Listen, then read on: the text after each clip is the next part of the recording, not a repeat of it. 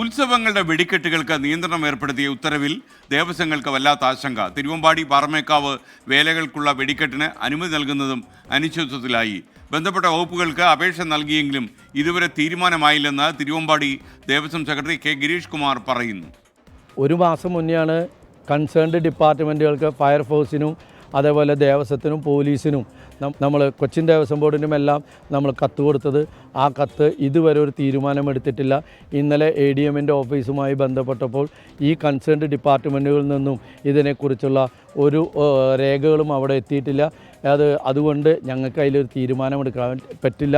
അത് എത്തിയതിന് ശേഷം ഞങ്ങൾ അതിൻ്റെ തീരുമാനം പറയാമെന്നാണ് പറഞ്ഞിരിക്കുന്നത്. ബഹുമാനപ്പെട്ട കളക്ടർ അത് മുഖ്യമന്ത്രിയുമായും മറ്റു മന്ത്രിമാരുമായി എല്ലാം ചർച്ച ചെയ്ത് ഒഫീഷ്യൽസുമായി ചർച്ച ചെയ്ത് ഒരു ശിവകാശിയിൽ നിന്നും വാങ്ങിയിട്ടുള്ള കുറച്ച് പടകമാണ് ഈ വേലയ്ക്ക് പൊട്ടിക്കുന്നത്.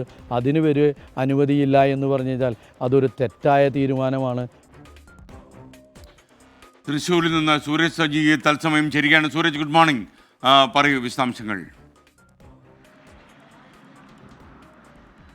എസ്കെൻ, ഗുഡ് മോർണിംഗ്. ഈ എക്സ്പ്ലോസീവ് നിയമത്തിലെ ചട്ടഭേദഗതി കൊണ്ടുവന്നത് ഒക്ടോബർ 11-നാണ്. അന്ന് തന്നെ പല പൂരക്കമ്മിറ്റികളടക്കം ഈ വെടിക്കെട്ട് നടത്തുന്നതിൽ ഉള്ള പരിമിതികൾ അല്ലെങ്കിൽ വെടിക്കെട്ട് നടത്തുമ്പോൾ ഉണ്ടാകുന്ന വെല്ലുവിളികളെ സംബന്ധിച്ച് സൂചിപ്പിച്ചിരുന്നതാണ്. അന്ന് BJP നേതാക്കളും കേന്ദ്ര നേതൃത്വവും അടക്കം പറഞ്ഞിരുന്നത്, കേന്ദ്ര സർക്കാർ അടക്കം പറഞ്ഞിരുന്നത് ഇതിൽ ഒരു തരത്തിലുള്ള ആശങ്കയും വേണ്ട, വെടിക്കെട്ടുകൾ പഴയതുപോലെ തന്നെ നടക്കും എന്നുള്ളതാണ്. പക്ഷേ അത്തരത്തിൽ പഴയതുപോലെ വെടിക്കെട്ടിന് അനുമതി ലഭിക്കുന്നില്ല എന്നുള്ളതാണ് ചൂണ്ടിക്കാണിക്കുന്നത്. തിരുവമ്പാടി പാറമേക്കാവ് ദേവസ്വങ്ങളുടെ വേല വരാനിരിക്കുന്നു. വേല സംബന്ധിച്ചുള്ള അനുമതി, വേലയ്ക്ക് വെടിക്കെട്ട് നടത്തുന്നതിനെ സംബന്ധിച്ചുള്ള അനുമതിക്കായി അപേക്ഷ സമർപ്പിച്ചിട്ട് ദിവസങ്ങൾ പിന്നിടുന്നു. പക്ഷേ ഇതുവരെയും ഒരു തീരുമാനവുമായിട്ടില്ല എന്നുള്ളതാണ് നിലവിൽ തിരുവമ്പാടി പാറമേക്കാവ് ദേവസ്വങ്ങൾ ചൂണ്ടിക്കാണിക്കുന്നത്.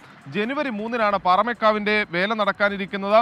അതോടൊപ്പം തന്നെ ജനുവരി 5-നാണ് തിരുവമ്പാടിയുടെ വേല നടക്കാനിരിക്കുന്നത്. ഒരു മാസം മുമ്പാണ് ഇത് സംബന്ധിച്ചുള്ള അപേക്ഷ ജില്ലാ കളക്ടർക്ക് നൽകിയത്. പക്ഷേ അനുമതി ലഭിച്ചില്ല. അത് തൃശ്ശൂരിലെ മാത്രം സ്ഥിതിയല്ല എസ്കെൻ.